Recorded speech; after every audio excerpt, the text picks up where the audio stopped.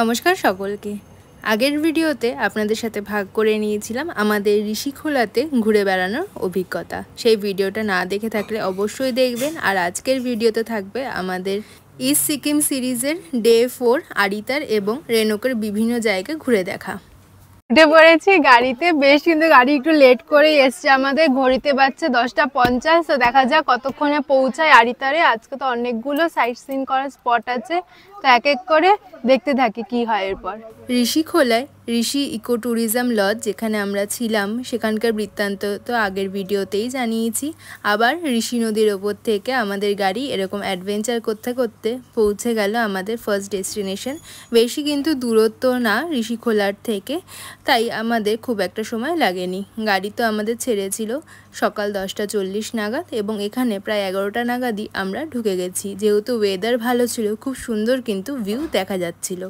চলে এসেছি আমাদের আজকের ফার্স্ট ডেস্টিনেশনে, সেটা হলো রেনকের শ্রী শ্রী সিদ্ধিবিনায়ক মন্দির। আমার পেছনে লেখা রয়েছে আই লাভ রেনক, আর এই পাশে রয়েছে কিন্তু বিশাল মন্দির। খুব সুন্দর দেখতে মন্দিরটা। ঢুকতে আমাদের পার হেড 30 টাকা করে এন্ট্রি ফি লাগলো। গাড়ি এখানেই পার্কিং হয়ে গেছে। এরপর চলুন ধীরে ধীরে মন্দিরে ঢোকা যাক।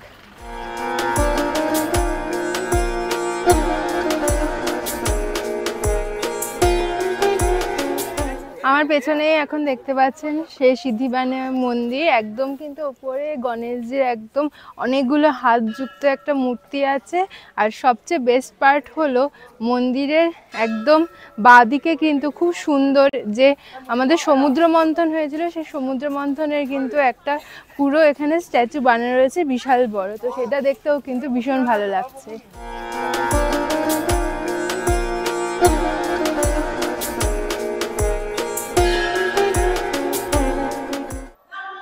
চলে এসেছি মন্দিরের ভেতরে, আর মন্দিরের ভেতরে কিন্তু ভীষণ সুন্দর করে সাজানো। চারিপাশে দেখতে পাচ্ছি গণেশজির অনেক বিভিন্ন যে রূপ, সেই রূপের সমস্ত মূর্তিগুলো কিন্তু পুরো দেয়াল জুড়ে বানানো রয়েছে। আর ওপরটাতেও প্রচণ্ড সুন্দর কিন্তু কারুকার্য করা রয়েছে। তো পুরো মন্দিরটা কিন্তু আপনারা অবশ্যই খুব সুন্দর করে ঘুরে দেখবেন এবং প্রত্যেকটা ডিটেলিং ভীষণ কিন্তু নিখুঁত, প্রত্যেকটা কাজ ছাদের এখান থেকে শুরু করে দেয়ালের প্রত্যেকটা জিনিস।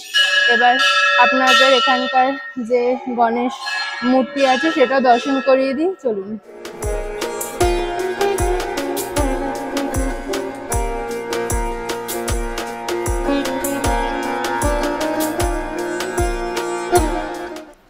গণেশ মন্দিরের পাশেই কিন্তু রয়েছে একটি বজরংবলীর মন্দির, সেটাও কিন্তু ভীষণ সুন্দর করে সাজানো। পুরো দেয়ালে দেখতে পাচ্ছি বজরংবলীর যে সমস্ত ঘটনাগুলি, পুরাণের কথা, সেগুলো কিন্তু ছবির মাধ্যমে তুলে ধরা হয়েছে। এবং তার সাথে বজরংবলীর যে বিগ্রহ ভীষণ সুন্দর কিন্তু দেখতে, খুব সুন্দর করে সাজানো, দেখে তো একদম মন ভরে গেল। তো জয় বজরংবলী বলে আমরা এগিয়ে যাব আমাদের নেক্সট ডেস্টিনেশনের উদ্দেশ্যে।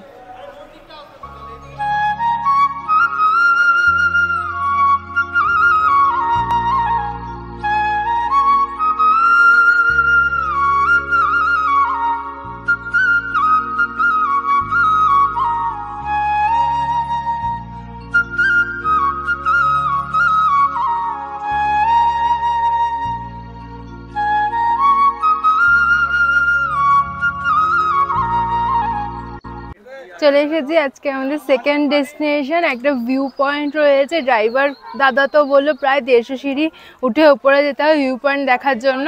তো দেখা যাক ওপর থেকে কিরকম ভিউ দেখা যায়, চলুন।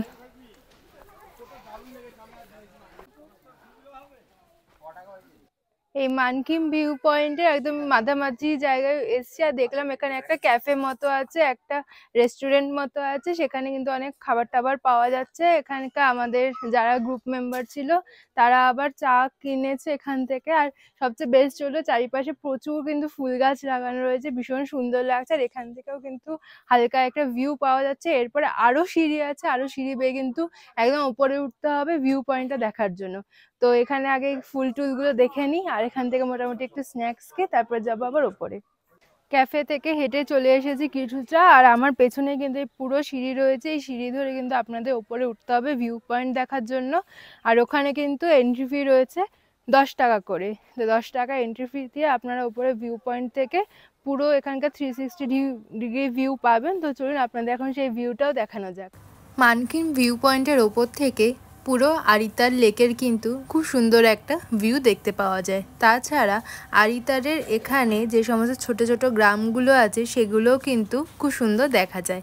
তাই আপনারা যখন আরিতার আসবেন তখন কিন্তু মানকিন ভিউ পয়েন্ট ঘুরে দেখতে একদম ভুলবেন না।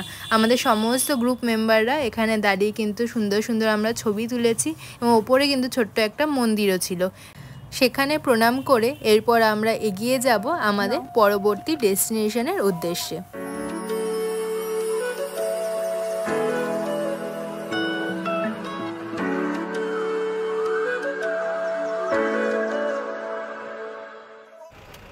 চলে এসেছি আমাদের আজকে থার্ড ডেস্টিনেশনে, সেটা হলো দ্য ফেমাস আরিতার লেক, বা যেটাকে লামপোখরির নামেও পরিচিত। আমার পেছনে পুরো লেকটা দেখা যাচ্ছে। ওই মানকিন ভিউ পয়েন্টের ওপর থেকে যে লেকটা আপনারা দেখতে পাচ্ছেন সেটাই কিন্তু এই লেকটা। ভীষণ কিন্তু সুন্দর ওয়েদার, একদম মেঘলা হয়ে আছে, তার মধ্যে এই পুরো লেকটা একদম মায়াবী পরিবেশ যাকে বলে। তো চলুন লেকটা একদম পুরোটা ঘুরে দেখি, আপনাদেরও ঘুরে দেখাই।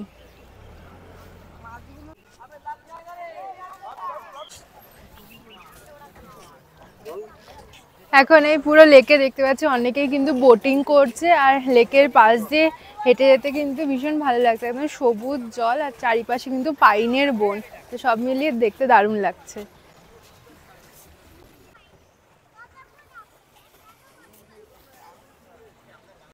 হাঁটতে হাঁটতে চলে এসেছি এখানে যে বোটিং এর কাউন্টারটা আছে সেখানে। এখান থেকে কিন্তু আপনাদের বোটিং এর টিকিট কেটে বোটে উঠে আপনারা বোটিং করতে পারেন। বোটিং পার হেড 100 টাকা করে।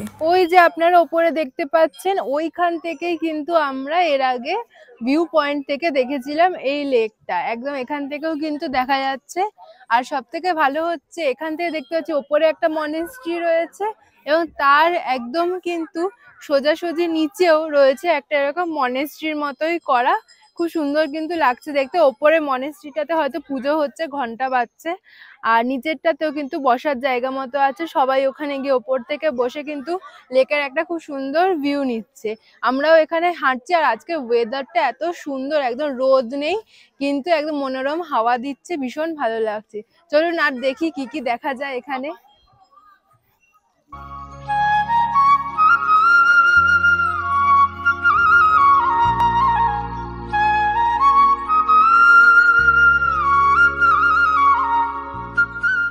দেখতে পাচ্ছি হাঁটতে হাঁটতে লেকের মধ্যে কিন্তু প্রচুর মাছ রয়েছে, একদম বড় বড় সাইজের মাছ। আর অনেকেই দেখলাম ওখানে যে দোকানগুলো ছিল সেখান থেকে মুড়ির প্যাকেট কিনে কিন্তু এই পুকুরে মাছদের খাওয়ার জন্য দিচ্ছে, আপনারাও কিন্তু দিতে পারেন। আর এরপর দেখাবো আপনাদের এই আরিতার লেকের একটা one of the most exclusive জিনিস যাকে বলতে পারি। চলুন দেখতে থাকুন। লেকের ধারেই কিন্তু রয়েছে একটা খুব সুন্দর ছোট্ট হোমস্টে। আপনারা যদি একদম এই আরিতার লেকের এখানে থাকতে চান তাহলে কিন্তু এই হোমস্টের পেছনে দেখতে পাচ্ছি ফোন নাম্বার, এখানে কন্ট্যাক্ট করে এই হোমস্টেতেও থাকতে পারেন। আর বলতে বলতে চলে এসেছি জিপ লাইনিং এর এখানে। ওই যে ওপরে জিপ লাইনিং এর দেখুন সবাই রেডি হচ্ছে পরে, আর তারপরে কিন্তু এখান থেকে পুরো জিপ লাইনিংটা হয়। এখানে কিন্তু আপনারা এইটাও এনজয় করতে পারেন। জিপ লাইনিংটা তো আপনাদের দেখালামই, আর এখানে কিন্তু কস্ট বেশি না, মাত্র 100 টাকা পার হেডে আপনারা কিন্তু এই জিপ লাইনের এক্সপিরিয়েন্সটা করতেই পারেন। আর সবচেয়ে ওই পাশে দেখছি একদম ফ্ল্যাগ লাগানো রয়েছে। এই লামপোখরি লেক কিন্তু এখানকার একটা one of the most sacred lake ওনারা মনে করেন, একটা পবিত্র লেক ওনাদের কাছে, সিকিমের লোকজনদের কাছে। তাই আপনারাও কিন্তু এখানে এসে কোনো রকম নোংরা করবেন না, আর লেকেও কিছু মানে যাবতীয় কিছু ফেলবেন না, এটা মাথায় রাখবেন। তো চলুন বেশ খানিকক্ষণ সময় এখানে কাটালাম, এবার ব্যাক করা যাক।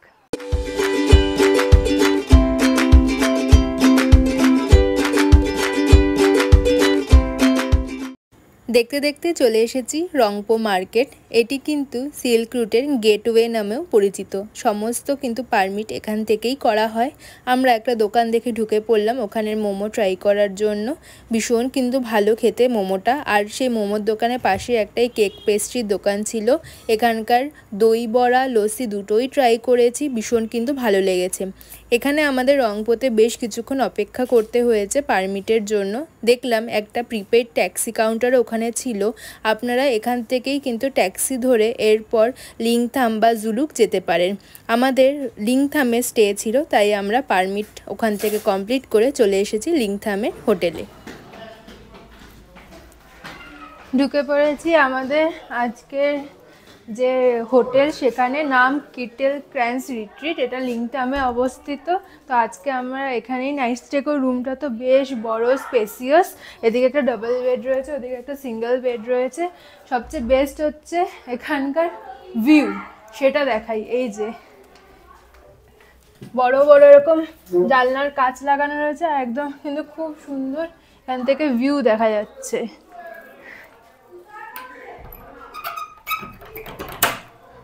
এই যে এখানে একটা ছোট্ট ব্যালকনি মতো আছে। তো সকালবেলা কিন্তু এখান থেকে পুরো পাহাড়ের খুব সুন্দর একটা ভিউ আসবে। নিচে কিন্তু পুরো ওনাদের নিজস্ব দেখছি এখানে বাগান রয়েছে।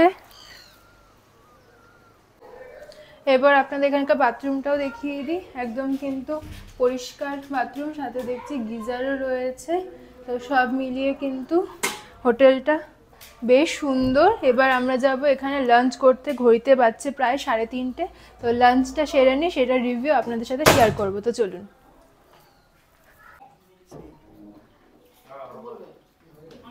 বসে পড়েছি লাঞ্চ করতে। আর এখনের মেনু হচ্ছে নর্মাল সিম্পল রাইস, তার সাথে রয়েছে ডাল, একটা কিন্তু খুব সুন্দর তরকারি দিয়েছে বাঁধাকপি আর বড়ি টড়ি দিয়ে বানানো, আর তার সাথে কিন্তু রয়েছে ডিম কারি, তার সাথে রয়েছে পাঁপড়।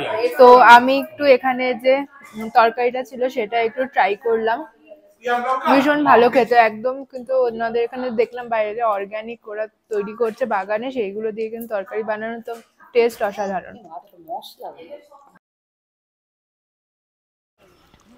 খেয়ে দিয়ে উঠে এই বিকালবেলা একটু হাঁটতে বেরিয়েছি। ঘড়িতে 4:22 মতো বাজে। আর সবচেয়ে ভালো হলো এখানকার পরিবেশ এত সুন্দর, প্রত্যেকটা বাড়িতে একদম টবের মধ্যে ফুল গাছ, আর এত সুন্দর লাগছে। আমার পেছনে দেখতে পাচ্ছি আমাদের হোটেলেরই পাশে সিল্ক রুট ফার্ম হাউস বলে আরেকটা হোটেল, এটাও কিন্তু বেশ সুন্দর দেখতে। আর সূর্যাস্ত হচ্ছে এখন পাহাড়ে, পরিবেশটা তো দারুণ। আপনারাও সবসময় যে টুরিস্ট স্পটে গিয়ে একটা স্পটে দেখতে হবে, তার থেকেও কিন্তু এই পরিবেশ উপভোগ করার মধ্যেও কিন্তু একটা অনেক বড় ব্যাপার।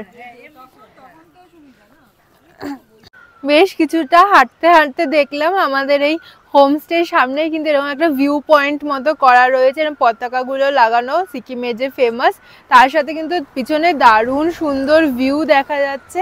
আর দূর থেকে একটা জলের আওয়াজ পাচ্ছি, মনে হচ্ছে নিচে কিন্তু একটা নদীও রয়েছে, সেটা যদিও দেখা যাচ্ছে না এখান থেকে, কিন্তু সব মিলিয়ে কিন্তু দারুণ লাগছে। দূরে ওই লাল লাল সব রডোডেনড্রন ফুল ফুটে রয়েছে, তো সব মিলিয়ে দারুণ লাগছে দেখতে। আর এই পাশে একটা এরকম গেট মতো করা, আর তার পিছনে বাড়িগুলোও কিন্তু একদম ছোট্ট ছোট্ট, একদম পাহাড়ি ভিউ। এরপর বিকেলবেলা আমাদের চা এবং তার সাথে পকোড়া দেওয়া হয়েছিল, এবং রাতের ডিনারে ছিল সোয়াবিনের তরকারি, ডাল এবং চিকেন। তাড়াতাড়ি করে ডিনার করে ঘুমিয়ে পড়েছিলাম। Good morning from Lingtam. একদম সকালবেলা কিন্তু ব্যালকনিতে এসে চা নিয়ে চলে এসেছি। আর খুব সুন্দর কিন্তু পিছনের ভিউটা, একদম পাখি ডাকছে, আর তার সাথে কিন্তু একদম নিস্তব্ধ নির্ঝুম। আর সানরাইজ তো খুব একটা দেখতে পাইনি, একদম মেঘলা মেঘলা ছিল। কিন্তু সকালবেলা ঘুম থেকে উঠে দরজা খুলে যদি এই ভিউ পাওয়া যায়, তাহলে কিন্তু সারাদিনটাই যেন মনটা খুব আনন্দ থাকবে। তো চলুন চাটা উপভোগ করতে থাকি, এই ভিউ দেখতে দেখতে। সকালে ব্রেকফাস্ট করতে বসে পড়েছি ডিনার টেবিলে। আর ব্রেকফাস্টে কিন্তু রয়েছে গরম গরম লুচি, তার সাথে ঘুগনি, আর অনেকে যারা ম্যাগি খেতে চায় তাদের জন্য কিন্তু ওনারা ম্যাগিও বানিয়ে দিয়েছেন। তো আমি তো লুচিটাই নিয়েছি, বাঙালির কাছে কিন্তু লুচিটাই সবার আগে ফেভারিট। তো লুচি দিয়ে ঘুগনিটা ট্রাই করি।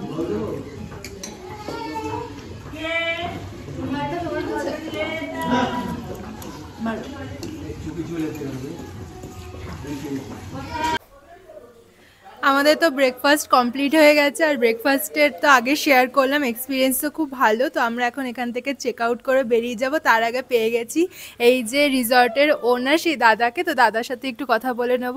দাদা, এখানকার রেটটা যদি আপনি বলেন সিজন অনুযায়ী। এখানে সিজন অফ সিজন থাকা খাওয়া মিলিয়ে প্রতিদিন একজনের পরে 1200 থেকে 1300 টাকা। আচ্ছা। আর আমাদের তো এক্সপিরিয়েন্স ভীষণ ভালো, পুরো হোটেলের পরিষ্কার পরিচ্ছন্ন, খাওয়া দাওয়া ভীষণ ভালো। আর এই জায়গাটা মানে কিভাবে যদি কেউ নিউ জলপাইগুড়ি থেকে আসে, নিউ জলপাইগুড়ি থেকে আপনাকে সরাসরি গাড়ি ভাড়া করে এইখানে আসতে হবে, কারণ এইখানে আসার জন্য আপনি আলাদা করে ভাড়ার গাড়ি পাবেন না। যেটা ব্রেক করে করে আসে।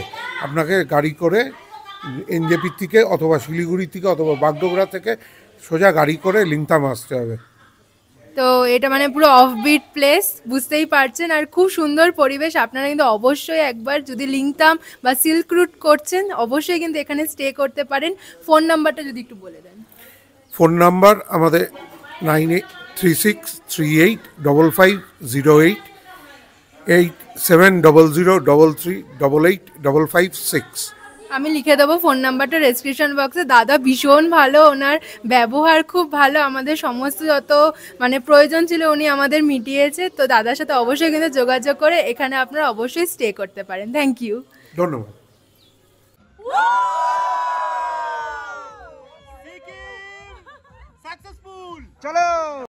আজকের আমাদের আরিতার দেখে লিংতাম আসার ভিডিওটা এখানেই শেষ করছি। এর পরের ভিডিওতে শেয়ার করে নেব আমাদের আরিতার থেকে জুলুক যাওয়ার ভিডিওটা। মাঝখানে কিন্তু আমরা বেশ কতগুলো স্পট দেখেছিলাম, তার মধ্যে কিন্তু রয়েছে কিউখোলা ফলস এবং কিছুটা জিগজ্যাগ রোডও। সেই ভিডিওটা দেখার জন্য কিন্তু অবশ্যই আমাদের চ্যানেলটা সাবস্ক্রাইব করে রাখবেন এবং পাশে থাকা বেল আইকনটাও ক্লিক করে দেবেন, তাহলে যখন আমরা ভিডিও পোস্ট করব তার নোটিফিকেশন পৌঁছে যাবে আপনাদের ফোনে। আশা করছি আপনাদের এই ভিডিওটা ভালো লাগলো। ভালো লেগে থাকলে কিন্তু একটা লাইক করে দেবেন, কমেন্টে আমাদের জানাবেন, শেয়ার করে নেবেন নিজেদের বন্ধু বান্ধব আত্মীয়দের সঙ্গে। আর দেখা হবে পরের ভিডিওতে। ভালো থাকবেন, ধন্যবাদ।